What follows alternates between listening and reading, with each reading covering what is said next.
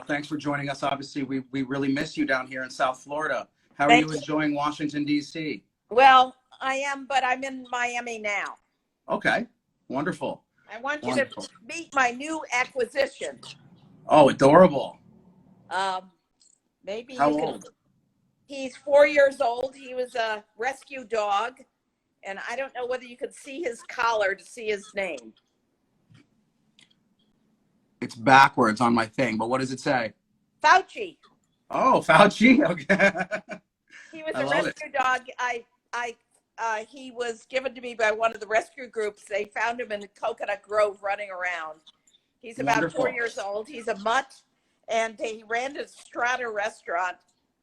And they said, you have to give him an Italian name, so I named him Fauci. Fauci's good. That's good. He's very a COVID dog. Times. Exactly. Wonderful.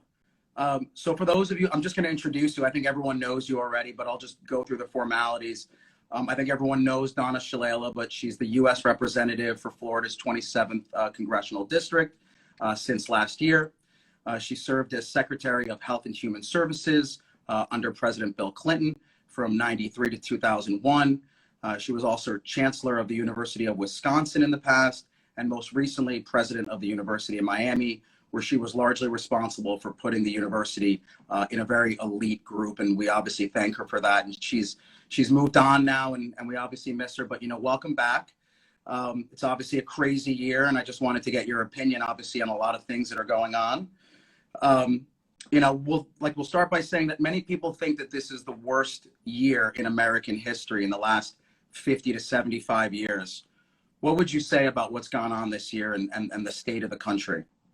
Well, I think the COVID-19 has been devastating, and it didn't have to be this way. That's the tragedy. This country has handled this pandemic worse than anyone could have imagined, and worse than anyone in the world. We knew what to do, and we didn't do it. So tell us, compared to other industrialized countries, on a scale of 1 to 10, how are we doing? I'd give us about a 2. Okay. All right. Only because many of the governors and mayors have stepped up, but not because that has occurred in Florida. Got you. Looking back, obviously hindsight is obviously 2020. What could we have done differently in January, February, March when we saw this thing coming? Well, we saw it coming in December, actually. And if the administration had listened to the CDC and the people that were actually talking to the Chinese, they should have jumped on it much earlier, 2 months earlier. And then we could have organized. But we needed strong leadership from the national government. And in fact, they did the opposite. Even though we have the best scientists, public health people in the world, they delegated it to the states, which was the most inappropriate thing to do. Federalism means that the national government does what its expertise insists that it does, and that the states implement. And what would you have liked to do that? What more specifically would you have liked to see the federal government implement on a national level? National standards for every state and every local government, from masks to and the national public health standards were very important. Everybody should have met the same standard. Second, the federal government should have invoked the act under the Defense Production Program and let the Army do what it does best, and that is implement a national production of the PPE and the other equipment that we needed, not having states compete against each other, going to private companies, trying to import things from abroad. The feds should have done that at the same time that they were investing in treatments very quickly and in vaccines. I'm concerned that we haven't put as much money in treatments as we have in vaccines, and we forgot that in AIDS we never got a vaccine, but it was treatment that saved lives. but those are national roles. Second, the states should have come in with their strategies, meeting public health guidelines, and the national government should have funded all of those things. And then kept an eye on it so that we were flexible as we adjusted to rural states. But more than anything else, all of the supplies should have been purchased at the national level, should have been procured at the national level, should have been stood up in terms of our companies and factories, and then distributed fairly across the country. The Congress was prepared to fund all of this, but because we didn't have a national role, we were left to the states making halfway steps. And we should have explained clearly. The communications was lousy with the president stepping all over the messages. We should have explained to the American people that the economy had to close down for a period of time. We had to starve the virus. We had to hit the virus with a hammer. And once we starved the virus, we could put contact tracing in place. And then we could slowly open the economy under a very disciplined program. We just never did any of that. And that would have made a big difference. It would save thousands of lives in our country. How difficult is it to have a national mask mandate? Obviously, there's a lot of human behavior issues here that people want to be together. They don't follow social distancing. They don't wash their hands. They don't wear masks. How difficult is it on a national level to mandate everyone to wear masks and not leave it up to the states? Seems like that might be difficult. No, that assumes that you do it with a penalty. We could have had a national mask campaign with every actor from The Rock on, every athlete, every leader in our community saying the same thing, and making it something that we all did together, making the case that this would save your neighbor's life, your child's life, your grandparents' life. But the simple, straightforward message from everybody, with everybody buying in, would have made a huge difference, and we would have got 90% compliance. The fact that we sent different messages, I don't worry about the message we sent at the beginning because we wanted to save the masks for the first responders. But after that, we needed an organized national strategy, and the President of the United States had to wear a mask every time he was on television. Yeah, I would say that would make sense. How important are the science-based decisions? I know that, obviously we need to listen to the scientists, but exactly how important is it to have science-based decisions when you're dealing with a pandemic, as opposed to just off-the-cuff comments and decisions? Very important. And the scientists also have to be coordinated in terms of their messages. When I ran HHS, Tony Fauci will tell you that, first of all, I made them wear their white coats, Richard, because people trust the docs. And so all of the leading scientific experts at the department, whether it was the head of the CDC or the Surgeon General or the NIH people or the public health people, they all show up in their white coats, and they have talked before about what their talking points are so that they repeat the same messages in the same way. I can't tell you how important that communications piece is as part of this.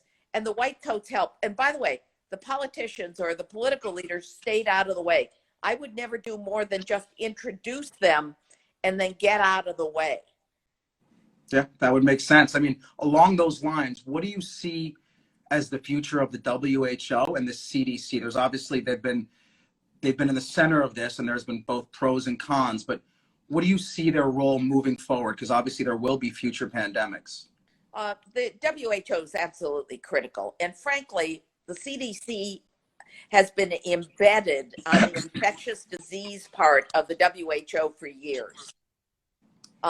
We trained in the CDC most of the major healthcare experts around the world with both short-term and long-term training programs. That's why the CDC can pick up the phone and check on a possible pandemic in China or anyplace else. So those roles are critical, and we're going to have to rebuild confidence inside the CDC as well as outside the CDC. There is no substitute for the CDC or the WHO. And I know I led the American delegation to the WHO for 8 years. I know what their political limitations are, but their scientific implications, they have world-class scientists. And we've been involved in both the training as well as embedding our experts in the WHO for a very long time. That also has to be rebuilt, as has the public health infrastructure in the country has to be rebuilt. So, looking ahead, how important is this election coming up for the country? Obviously, there's a lot of questions, a lot of unknowns, and a lot of decisions which have to be made in the next 6 months. How important is this election compared to ones in the past? This is about life and death. This election really is about life and death, both for Americans and for people around the world. I would not discount these pandemics don't stay in one country. The pandemic that enveloped New York came from Europe. The pandemic on the West Coast came from China. So that there's no substitute.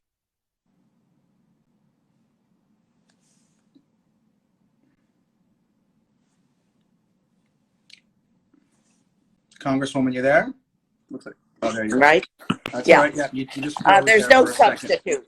There's really no substitute I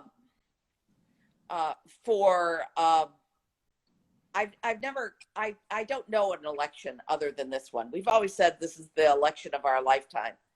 For young people, it's about their future. And I've always thought of myself as representing the next generation, not my own generation, but for everyone around the world, this election is about life or death. And so with the pandemic, how is the pandemic going to affect this election? And I'm talking about just logistics, just the simple act of voting, which is already complicated as it is, becomes 1,000 times more complicated with the pandemic. How do you see those two interacting?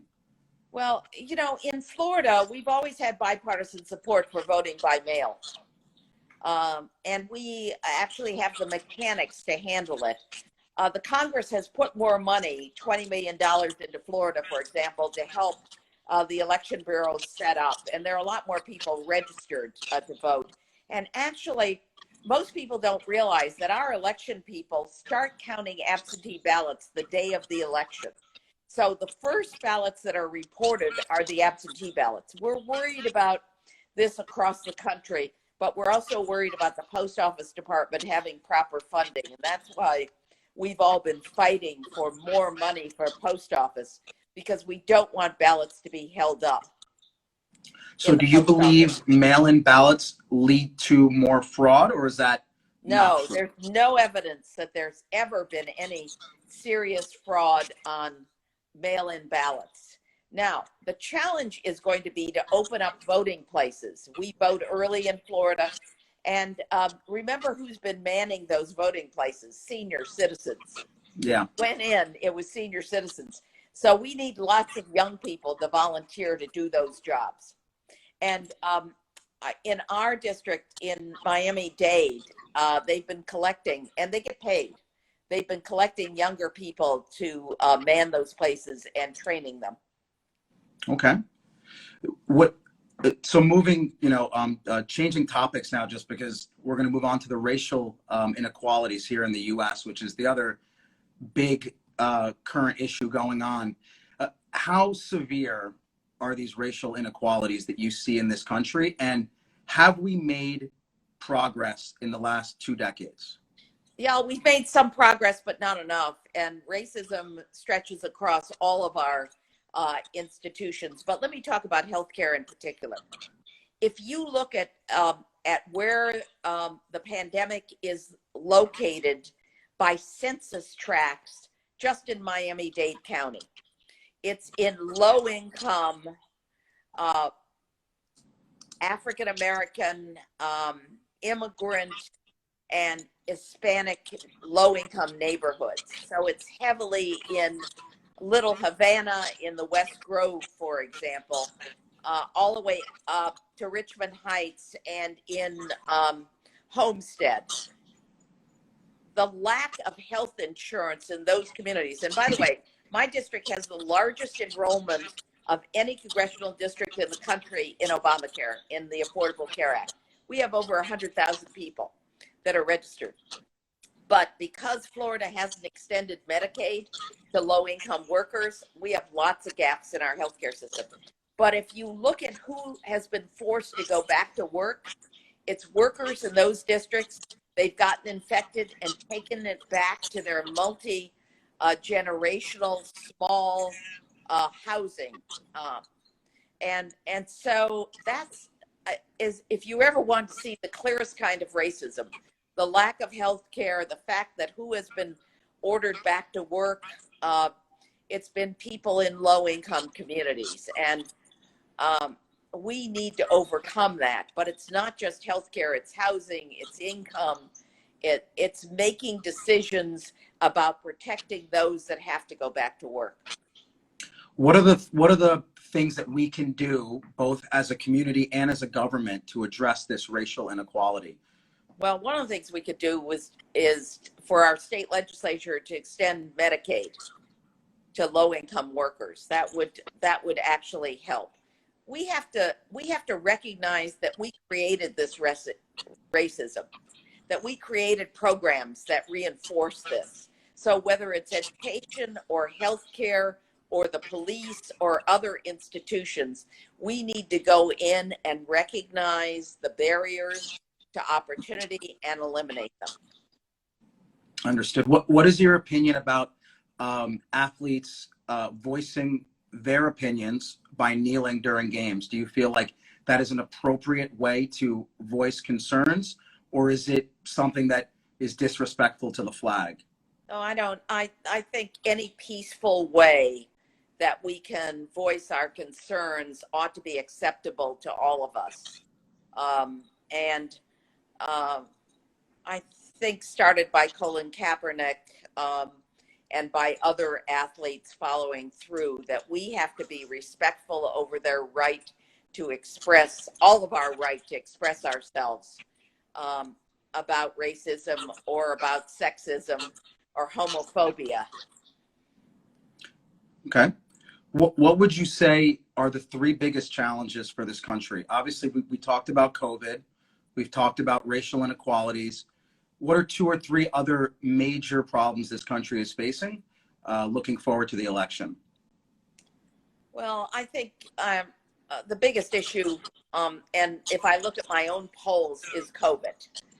Obviously that, but the environment. We in South Florida understand the challenges of sea level rise. And so the next president has to not only deal with our healthcare system, with COVID, with coverage, with opportunities in education, but also a big push on the environment. And that will make a big difference. And second, I think we've got to have a big infrastructure bill that deals not only with sea level rise, but with our crumbling infrastructure. That's a real stimulus. What we're doing now is a bailout. It's not stimulus.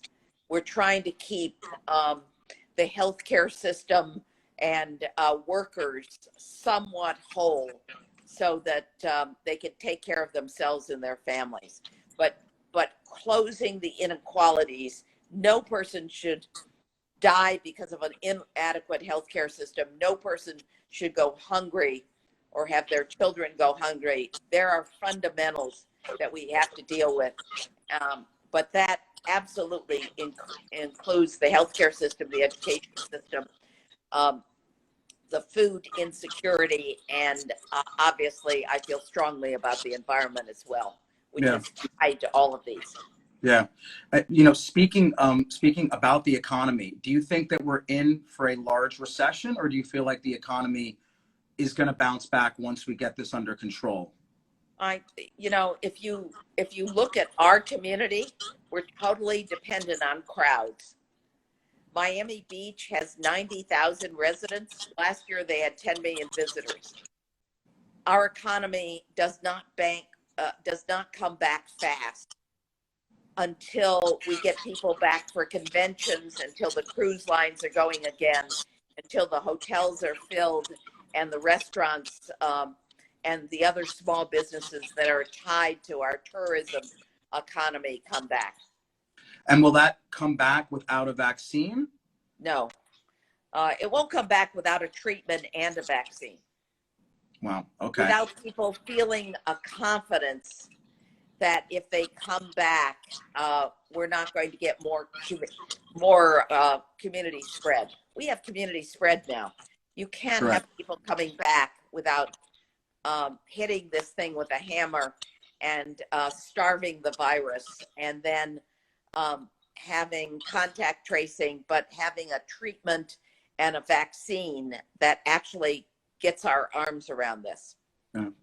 I mean, so you're obviously close with Dr. Fauci. What does he say about his realistic timetable for a vaccine? I know that he's mentioned 2021, early, perhaps middle of 2021. What has he told you? Well, he said the same thing to us privately that he said publicly. The president said we're going to have a vaccine by October. We may have some results of some of these clinical trials. As you would probably note, that doesn't mean we have a vaccine, because we have to make sure the science is not compromised and that we have production in place. And they're running a parallel with production, but production and distribution will not occur in any large scale until next year. We do have a distribution system, and I've urged everybody to pay attention to the flu and to the flu vaccine. And we get about 45% of the public to take up the flu vaccine. We need 70 or 80%. And we have the infrastructure for that. And in September and October, we ought to think of it as a dry run for the distribution of the vaccine. And frankly, we need people to get their flu vaccine, because we don't need them to clog up our emergency rooms and our hospital beds. So they ought to see the connection between flu and the vaccine, and see the connection for one of the things they can do to help us get faster to the vaccine for COVID. Yeah, because everyone thinks that once you get the vaccine that it's done, but then you have to distribute it to hundreds of millions of people. What's the timetable for that? Is that typically a 4-month process, 6-month process, a year to get it distributed widely throughout the country? We actually could get it distributed fast if we had the production, and they're working on production now, assuming they're taking a risk that their vaccines will work. It may be more than one vaccine. I don't know how you feel about that, but it looks like they're all working in parallel, and it may not be just one vaccine. It certainly is not going to be one treatment, but we need a treatment faster than the vaccine will come online. We have one treatment, but we need a stronger one. Yeah, I think the issue that I've been hearing is that the vaccines, they're not sure if the antibodies are permanent. So it creates antibodies, it creates that immunity, but they don't know how long that immunity is for. So I think that's going to be the biggest challenge. Wrapping up here quickly, just because I know that you're running out of time here. What's your crystal ball for this country in the next 12 months? COVID, racial inequalities, election, economy. Tough question, but I thought we'd wrap up with that. Well, depending on whether we change the administration, it would make a big difference. I think that the Democratic candidate, Joe Biden, has a 100-day plan that hits the ground running on COVID and asserts the federal authority again for managing this disease, including we're going to run out of PPP for flu too. So I think that a big infrastructure bill, a big infusion into hospitals and providers, as well as coverage issues, would make a huge difference. And I know that he's going to do something immediately about the police bill that we've passed, the equality bill, a whole bunch of things that Democrats have passed, because with his election, I expect us to win the Senate. So the first 100 days, I believe, are going to give us back hope. That would be wonderful. And it was very insightful. I want to thank you for your time. It's absolutely wonderful seeing you. I know how busy you are, and thanks for, taking time out of your day. And we obviously miss you back here at the university. Absolutely. Give us the you. All right. Take care, Congresswoman. Okay. Thanks for your time. All right. You're welcome. Thank you. All the best. Be well.